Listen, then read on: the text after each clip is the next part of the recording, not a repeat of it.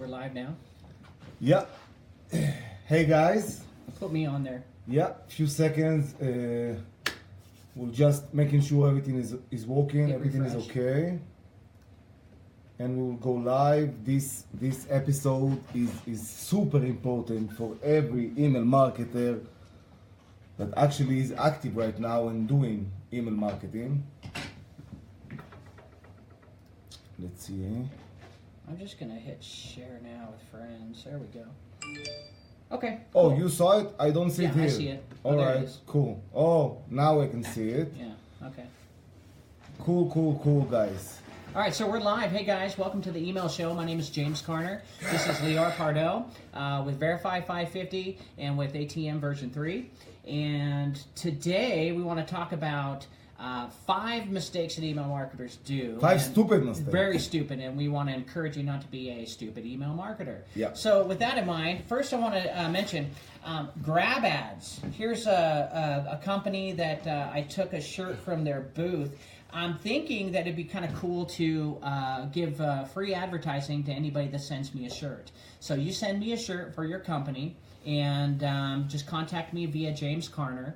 And what I'll do is I'll wear your shirt for you after we talk about sizes, etc. So if you want your company to have advertising on our show, which so far we've had about I think 2,000 views a lot more. Yeah. So around 2,000 email marketers, 2,000 people in our industry, etc., etc. I think it'd be a great idea. So we're going to try that, see what happens. So Okay. If you want me to wear the shirt, I will charge like. yeah, he's going to charge, but Yeah. I'm not. I just think it'd be No kind of free fun. advertisement here. Let's say hi. Hey V, what's up, bro? Yeah, hey what's Al, going how on? are you? Kid. Keith Lee, how you doing, Mantas. buddy? Mantas, I said it Vijas right. Burr, Yeah, how you doing, what's buddy up, boy? bro? He's a traveler. Mukesh, Ahuja, good to see you, buddy. Hey. Cool. Okay, so. And also, I want to mention, if Yeah. you guys have any questions about these topics that we're going to be talking to you about, just go down to the comment section and add the comment. And just like V. Krishna did, he said, hey, bro. Hey, you Like back. Paul, hi Paul, what's up? Ask us a question and we'll answer it live. So we're live. Welcome to the email show. I'm James Carner with Verify 550. This is Lior Pardo with AM version 3. Here we go. So first question. Yeah. Or first topic is an active list active list does not mean it's a good list. This is a really good point. That's something I always point out to my clients over and over again, because that's something that is super important. People think, and it's wrong, okay? People think that if they have an active list, that means that they are good to go. They can just go anywhere and import it and start working with it. What do you mean and by active thinking list? it's good. What do you mean by an active list? Oh, thank you. Yeah. Now, the issue is how people actually consider what is active list. Okay. Some of them will say that an openers from the last 6 months, Okay. okay. is active list. Okay. Okay, they don't know that you need to check and do email hygiene about every 3 weeks. Okay. Just to be safe. Yeah. You know that. Yeah. I don't need to say. So you're basically saying an old list that at one time was making money. That's one option. Yeah. Okay. Yeah. What's next? One option is, and that's the good option. Yeah. If they actually own the list, they know what's going on. If they know your domain and they know your information, then you should be fine, right? Yeah, but I'm saying if the client, if the person that want to send the emails actually knows the source of the emails, if it was in his company or something like that, in his system, he can actually knows if the leads are good or no, or not. But if someone trade email list or sell email list or all that kind of, oh my God, we will talk about a list in a separate episode, because that's too big issue to just flash it at like now. Yeah. So an active list does not necessarily mean it's a good list. So be careful. Yeah. Test. Let's test. explain why. Huh? We need to explain Oh, them I why. thought you were going to move on to the next topic. No, let's Hey, it sounded like you were giving up. No. I'm done. I'm done. fuck that. No, listen up. All right, here what? So what I'm saying is, a good position is if you know the lead source. The lead source, you know it. If you are the lead source, that's If the they best. opted into your website. Yeah, if they did any kind of action in your servers, even not opt-in, doesn't matter. But you know they are good or not. You already clean them and protect yourself from all the issues. What, is that all you need to do is just clean them? No, not exactly. But let me finish the other issues is that someone would say to you or will trade you a list and say, these are my active leads. Mm-hmm. Well, maybe they are, but in that active leads list, you need to understand that if you have spam traps over there, honeypots, whatever, okay, all of them also open and click the email. Yeah, let me add to that. Actually, a lot of spam fighters will monitor you just to find out if you're going to trade your list or send your list to someone else or leasing it, whatnot. We call those sleeper cell traps. And so just because they're not hitting you because they know you're email marketing fine and you're getting away with it, but if you sell your list to someone else, they're going to ping that other person and hit them pretty hard. Especially if, take a good tip. If you're doing something like that, break the list to parts. Break it into parts, test. Don't ever use the whole list and just import it to somewhere else because you can have fingerprints on that combination and you will be marked. Yeah. Another thing, guys, another good tip. I already told my clients about that. Guys, do not use mailtester.com. Super risky. We've proven in more than 20 times, the only email we sent out was to Mailtester to actually test our servers. You're talking about mail-tester.com. Yeah, the email testing send score. But the problem is, after we send only one email and only to them, just one email through their system to test what your spam score is. Yeah, just and then you to got see blacklisted. everything is okay. You got blacklisted. After 4 days, I got blacklisted. And I even, you know what? Suspicious. To be honest, I forgot about the servers. So that's why I haven't used them. And then I saw I got blacklisted. I'm like, how? Yeah. How? Well, And then I check my logs and I see that the only recipient was them. So fuck that. I'm not going to use them again. My team already working on the same service, but it will be ours. So okay? Be careful of any testing service. Especially if it's free. If it's free never means free. Nothing is free. All should know this. That's a dumb marketer if they just assume that they can upload a list to get it scrubbed for free, or if they do a test for free for spam count or 1 through 10, etc. Let's say hi to some people. Yeah. Hey all. Ori, Paul Lakoff, what's up? Nissi, ma kore? Paul's my Hey man, Eden. dude. Hey, here's Michael Brooks. Paul, Andy, what's up, dude? I got a cool story. Get ready, Andy. I got a cool story about Paul Lakoff. Yeah. I think it's Lakoff. Paul, tell me how you explain how you pronounce your last name. Lakoff. Paul is I'm not sure where originally from, but he lives in Portland. He came down to Bend a few years ago, and he did what we call floating the river. You've heard of that? Okay. Yeah, you just get on a raft, you float the river. Well, he wasn't wearing sandals, and unfortunately, he stepped on something. Not sure, but dude, he literally got what appeared to be some flesh-eating bacteria, and they had to cut a hole in his poor foot, and he had to stay here in Bend for like a month. I mean, it was awful. The poor guy, dude. Why the hell did you share that story right now? Because he put it all online, dude, and he showed the pictures, and I'm telling you, I was like drinking my coffee, I scroll down to see Paul's, I'm like, he's all, that's my foot. Anyway, my God. Paul's a cool dude, man. I enjoy all of his hiking adventures, etc. So, Paul, hey, man, love you, buddy. All right, Paul has a question, actually. He says, there's no way to tell if a list has been sold over and over again. Well, yes, true. there is. Yeah, tell me why. How? If you generate the leads yourself, done deal. You know what? If you are going to use a lead source at least build a funnel that will make them opt into your list. So that way you can actually create layers and clean them and get only the best leads, the interest leads. And again, if someone was interested in something 2 weeks ago, that doesn't mean he's still interested in it. So you need always to check your list, to segment it, and actually engage with them all over again.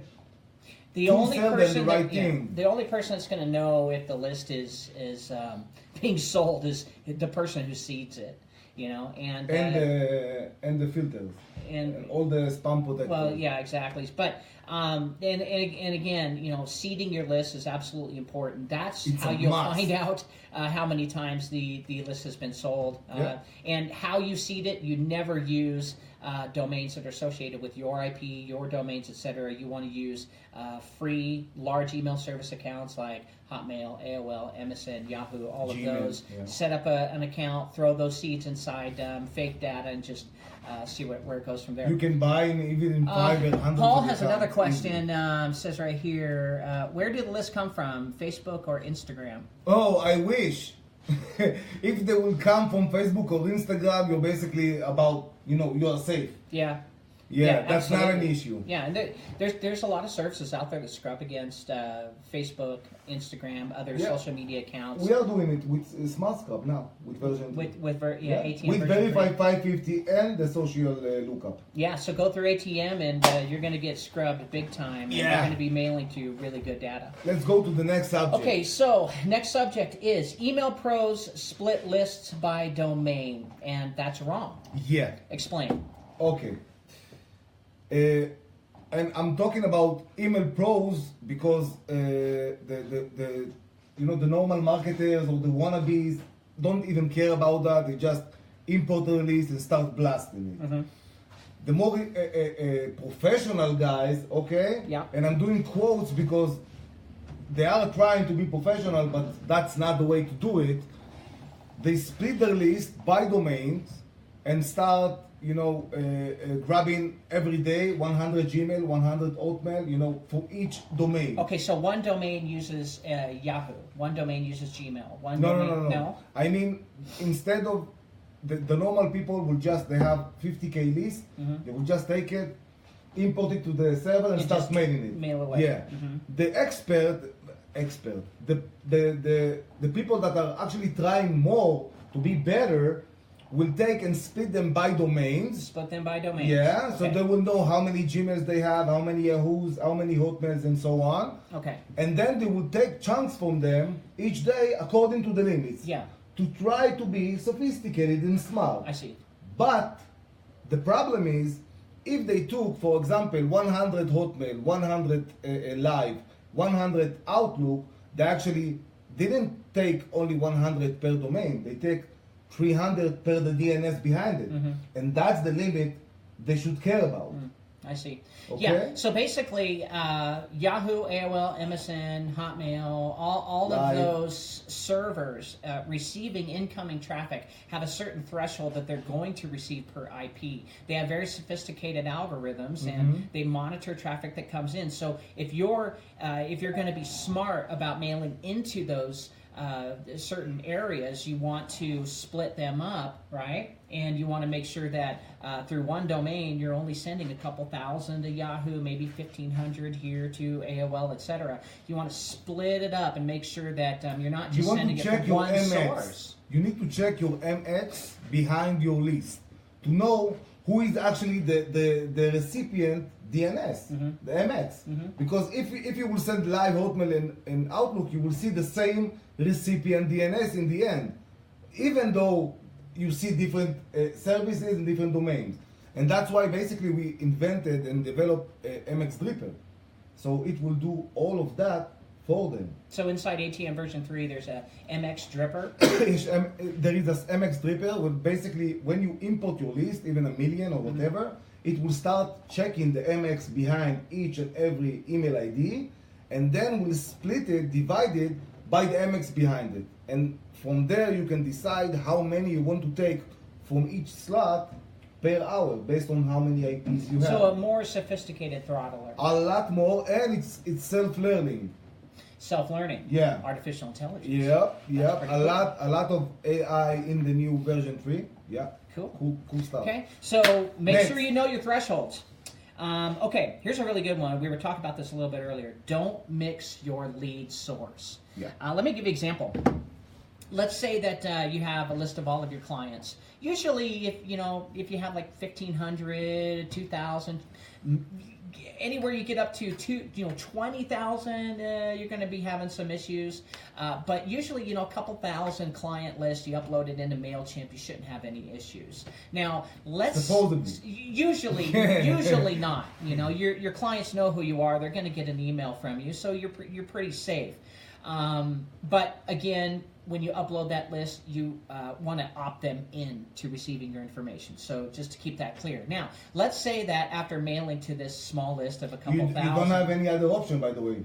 Well, that's true. Yeah, when you upload it, they will not allow you. Yeah. So let's say for a couple months you've been mailing to it, and it's been very successful, and then you get a little greedy, and you download all of your LinkedIn. You got the good list. You download your LinkedIn contacts, and you go. Oh, you traded with someone for or his traded client or whatever, and you rename it to clients 2 or whatever. Then you upload it, you hit send, and you're like, bring on the business. Clients too. Yeah, be careful of that. Usually, when that's the case, there are a ton of traps that are set in LinkedIn, ton of fake profiles, etc. So you don't want to go in that direction. Spam fighters are really good at infiltrating LinkedIn. You can do that, but again, you need to layer up. You need to separate. If you are going to use a lot of lead source, especially if you are going to use them in a system you're already working with, okay? You are going to add a new list into an existing server that already mailing and everything is working.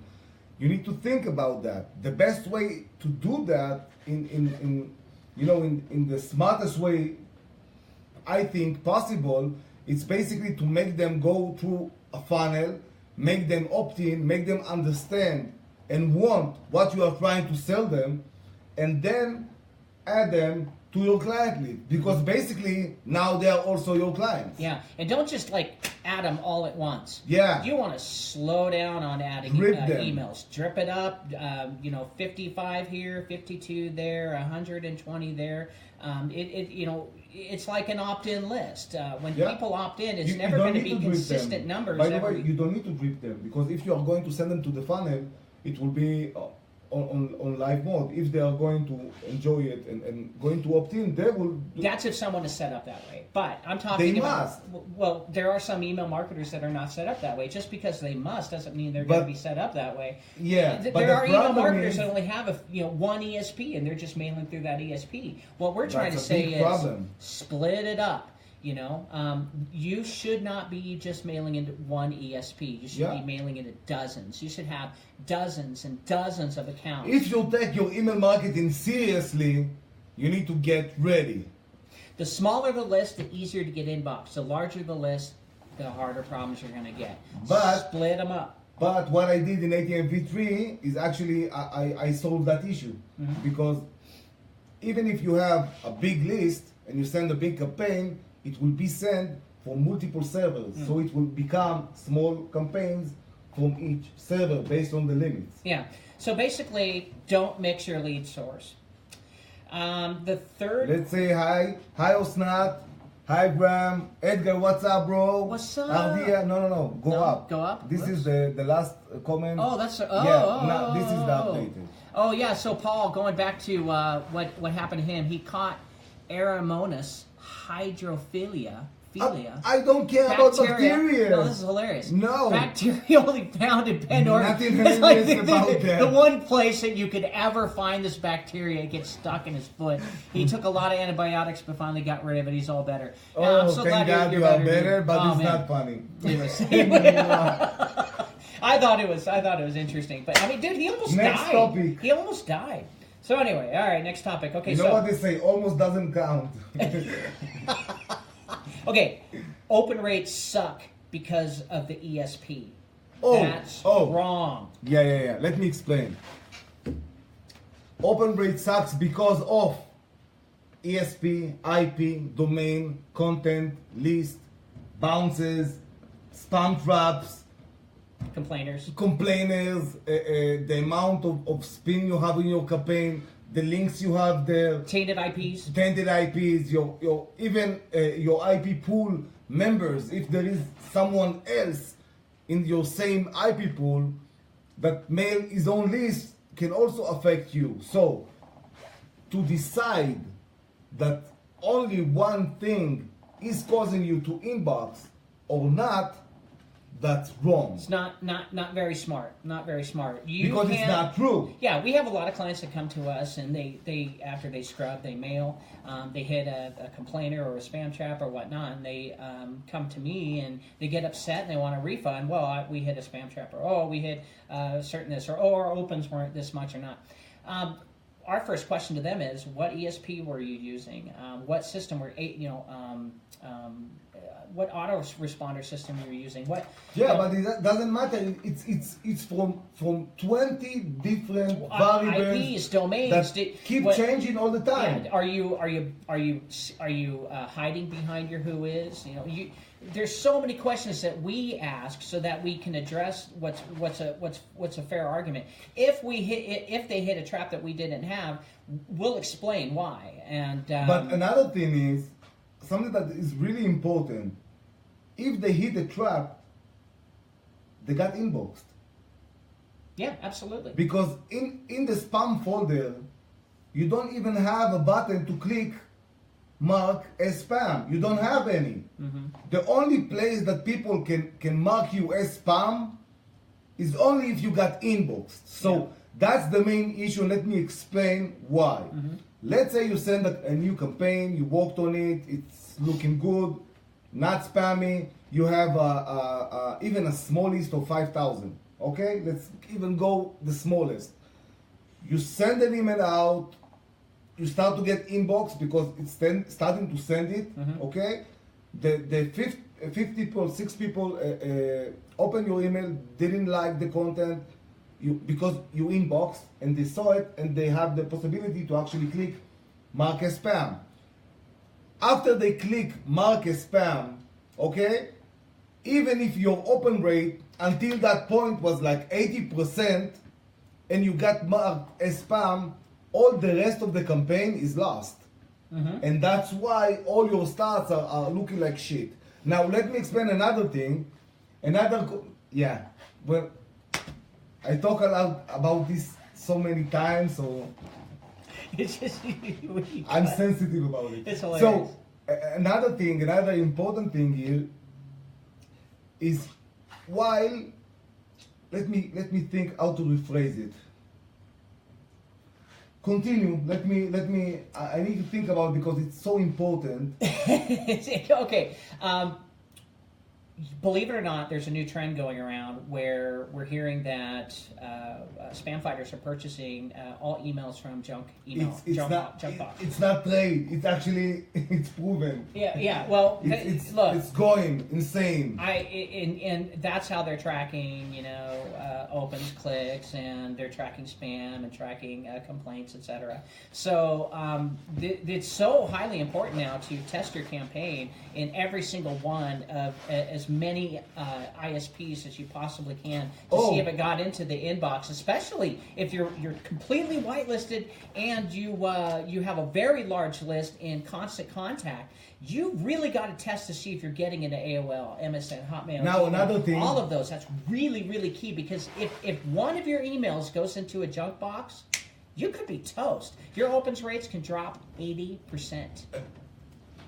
More if someone will click mark as spam, then it will be a big change in their inbox. And the longer you will send the campaign, the same campaign that already was marked as spam before, you are actually wasting time. You're fucking up with your send score and with your IP domain combination history. And that's why in version 3 we built something new that is called spam stopper. If we get a bounce, we have 3 types of a bounce that is talking about the content of the email.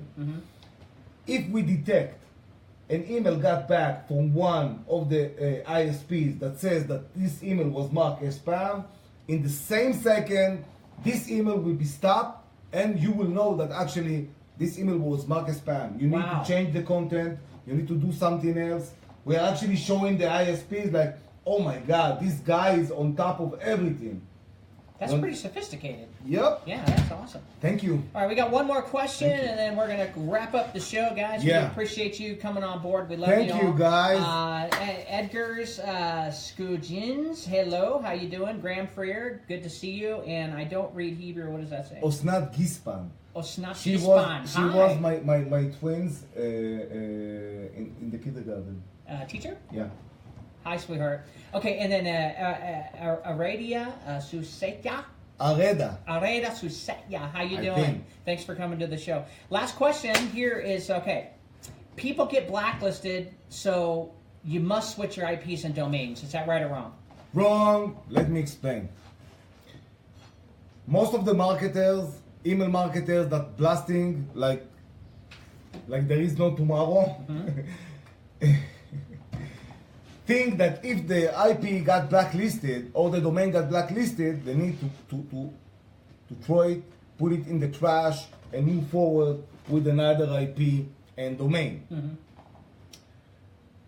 I understand why they think like that, but it's wrong because the ISPs, they know everything, right? And if you will stop sending from that IP and domain, they will know something is fishy about your marketing, right? Totally. You gave up, Yeah. you didn't try even to delist, and you start blasting. Don't think that ISPs don't collect email addresses that Yes, come in they are. and go out. They collect everything, and they Yes. know what's open, what's not open. They know what's clicked and what's not clicked. They also know what's good, what's a bounce, what's a complainer. They have all of They this know stuff now. everything. They know everything. So you need to know that. Yeah. If you know, they know, you need to act. Yeah. So that's important. just switching domains and IPs, you are basically you're shooting yourself. Just in letting the them foot. know, yeah. You're letting them know You're that mocking you're yourself. spamming, and then they're just gonna just wait for you to try to get in All again the and blacklist campaigns, you. all the links, all the URLs, everything that you used with this domain and IP will be marked. Okay, so let's say you do go in, you get blacklisted. How do you salvage your domain and IP? Okay, good question. What you do is add more sending servers. And You add more sending servers. yeah, you add more domains and more IPs Okay, to so your you- system, okay. but you put those domains that are blacklisted on hold, and you can do it within the system for like 3 days, or just inactive them until they will get delisted. We've got a storm going Yeah. on. This storm is Strong really wind. windy here in Central Oregon. So and that way you can also protect yourself without getting into trouble. Yeah. And that's important. That's really important. Yeah. So again, going back to what we've talked about in the past is The more you will keep your IP and domain combination and act yeah. good with your mailing, Yeah. like we are doing with all the automation in ATM version 3, Split everything up. Have as many ESPs Spin as you possibly as can. many campaigns, you as can. many servers, IPs. And Yeah, and you know, to be I cover all of that in the Now, members area, by the way. let's be honest. Do you think just What we did until now, we were not honest. well? No, I'm saying let's be honest. Just about us selling our own products. Oh. Should people just use you and just you only, or should they have multiple different sources, multiple different? I have ESPs? multiple sources. Okay. Me, myself. Yeah. I have another software I'm working with. So do you think you solve that problem so they don't have to go and purchase all of these What I IPs, did- domains, and all of So that? what I did now in version 3, and that's really important, is basically now they have the possibility to use only one dashboard, and they can add as many sending servers, even third party like Amazon SES, SendGrid, whatever, they can hook it up with a different domain, different IP, everything is different, and nothing is related back, is actually nothing is tracing back to the domain, dashboard, or IP. So they can add, they can spin whatever they want, and everything, the release, the campaign stays safe on the same place without anyone touching it. Now, version 3 has a different user interface. Is it Yeah. easier to? Oh to, my God. Yeah. You Yeah. know, is it more of a drag and drop kind of a feature, or do you still have it's to? more like everything on the same place, on the same panel, without messing around. Much simpler, much easier. But guys, that's it basically. We finished the show. We have 30 minutes, right? Mhm. Let's close this episode and say that sometimes even if you think or even if you work hard to try to be a good real email marketer, you can do a lot of fuck ups because doing it the right way takes a long time. Mhm. Even just to analyze your bounces or things like that are super hard if you will do it manually. And that's why you need a smart software. Cleaning your email, doing hygiene for your email, there is no way in hell, okay, no way that you will be possible to actually do that yourself. No way. Don't even bother trying that. In an in-house solution. It's crazy Yeah. the amount you are going to invest until you get to a point that you will just get in a monthly service. It's insane. It's a waste of time. So, and you will not get the same, same things. So what I'm saying is work smart. Use things, use software, use services that save you time and give you more value.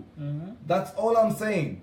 Instead of getting, when I want to do something new, I have two options. Or I go and learn how to do that, or I hire someone to do it. Yeah. Right? Yep. So some things you don't need to learn, you don't need to investigate about them, you just need to hire the right person that will do it for you. Yeah, Easy. not all companies do everything by themselves. You're always Right. going to outsource and to get to the bottom line. And it's Especially not only- things that are taking a long time every day to be updated all the time.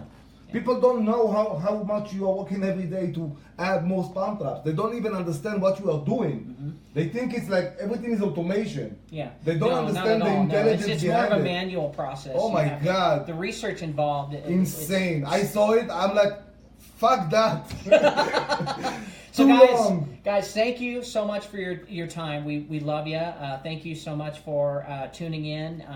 It's been a Appreciate couple it. weeks since we've done the show. We apologize. Yeah. He had to get version 3 finalized and released, and and that's cool. And I got wrapped up with a bunch of other stuff. So next show, we're going to again leave the topic up to you guys. Yeah. Tell us what you want us to talk about. Yes.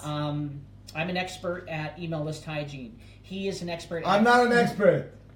Yeah, well, he doesn't like using the word expert. Yeah, because no one is an expert, because we need to keep learning every day. There is change. Something is changing. Google is changing. AOL is changing every day. I agree, but I would call it a master if you Okay, mastered it. okay. I say I'm an Master expert. is okay. Yeah, master is above, expert is below. That's what I think. So I Okay. Anyway, so tune in next time. We'll probably start next week. Another half an hour show. This is the Hey, Wayne. 5th Hey, show. Nicole. Thanks for tuning in, guys, and we'll see you next time. Bye. Bye.